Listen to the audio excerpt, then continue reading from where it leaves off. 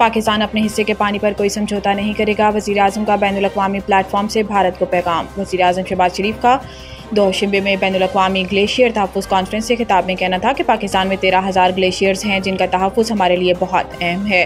पाकिस्तान के पानी का निसफ़ हिस्सा ग्लेशियर से हासिल होता है। इनका कहना था कि माहौलियाती तब्दीली के बाइस पाकिस्तान के ग्लेशियर्स तेज़ी से पिघल रहे हैं। जहरीली गैसों के अखराज में इंतहाई कम हिस्सा होने के बावजूद पाकिस्तान दुनिया के इन 10 ममालिक में शामिल है जो माहौलियाती तब्दीली से सबसे ज़्यादा मुतासिर हैं। इन्होंने मज़ीद कहा कि 2022 में माहौलियाती तब्दीली की वजह से सैलाब और तूफ़ानी बारिशों का सामना करना पड़ा। माहौलियाती तब्दीली के बाइस इको सिस्टम भी मुतासिर हो रहा है।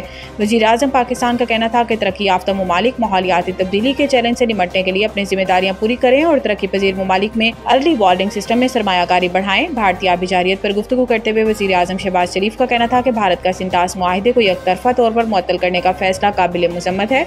पाकिस्तान अपने हिस्से के पानी पर कोई समझौता नहीं करेगा। सदर जरदारी ने बच्चों की शादी की मुमानियत के बिल पर दस्तखत कर दिए। कानून के मुताबिक निकाह खां कोई ऐसा निकाह नहीं पढ़ाएगा जहां एक या दोनों फरीक 18 साल से कम उम्र हो। खिलाफ वर्जी करने पर निकाह खां को 1 साल कैद और 1 लाख रुपए जुर्माना हो सकता है। 18 साल से बड़ी उम्र का मर्द अगर कम उम्र लड़की से शादी करता है तो इससे 3 साल तक कैद बामुशक्कत होगी।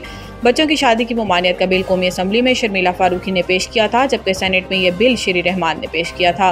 कानून में कहा गया है कि अदालत को इल्म हो कि कम उम्र बच्चों की शादी की जा रही है तो वह ऐसी शादी को रोकने के लिए हुक्म जारी करेगी। अदालत को इतला देने वाला फरीक अपनी शनाख्त छुपाना चाहे तो अदालत इसे तहफ़्फ़ुज़ भी देगी। पाक भारत हालिया जंग के बाद फील्ड मार्शल आसिम मुनीर ज़्यादा मजबूत और मकबूल हुए। मारूफ think tank International Institute for Strategic Studies के ज़ेर एहतमाम मुज़ाकरे के दौरान शुरा ने अपने ख्यालात का इजहार करते हुए कहा कि पाक भारत हालिया जंग के बाद जनरल आसिम मुनीर ज़्यादा मजबूत और मकबूल हुए। मुज़ाकरे का मौजू पाक भारत अस्करी तनाज़ा और इलाकाई इस्तेहकाम और सलामती के इम्कानात था। मुज़ाकरे में शरीक शुरा का कहना था कि किसी गैर जानिबदार या किसी तीसरे मुल्क की बातचीत से इस्तेहकाम में मदद मिल सकती है। ख्याल रहे कि रवा माह ही विफाकी काबीना ने जनरल सैयद आसिम मुनीर को फील्ड मार्शल के ओहदे पर तरक्की देने की मंजूरी दी थी।